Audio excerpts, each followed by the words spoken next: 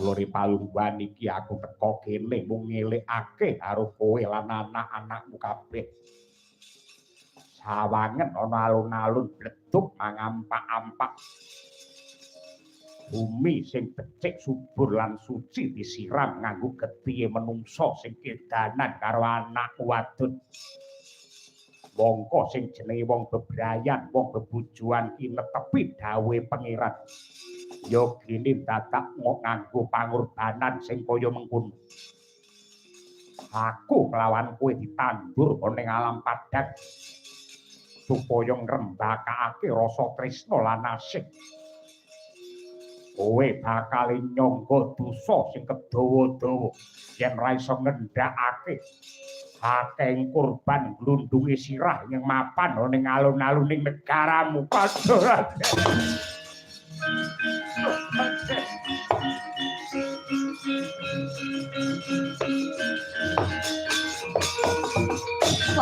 Ladalah Raden Werkudara. Ngaturaken panuwun diri jengandika ngemutaken dumateng kula. Sakmangke gandeng jengandika menika satriya agung Binetara.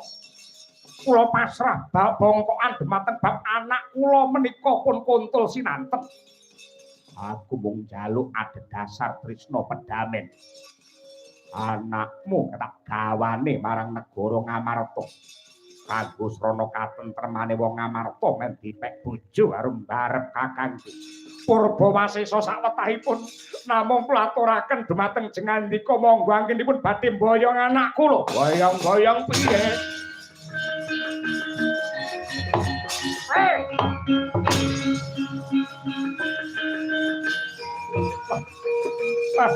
Kakak Boko, angka ya.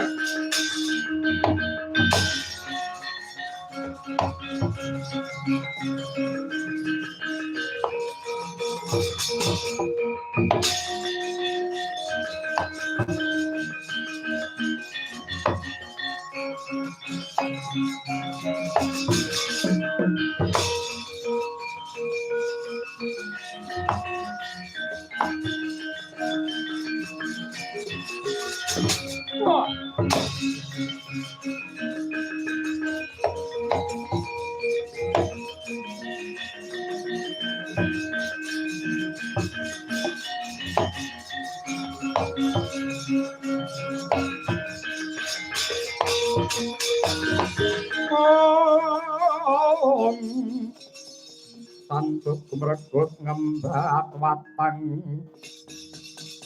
ngrabosa mungsuh tangkep aja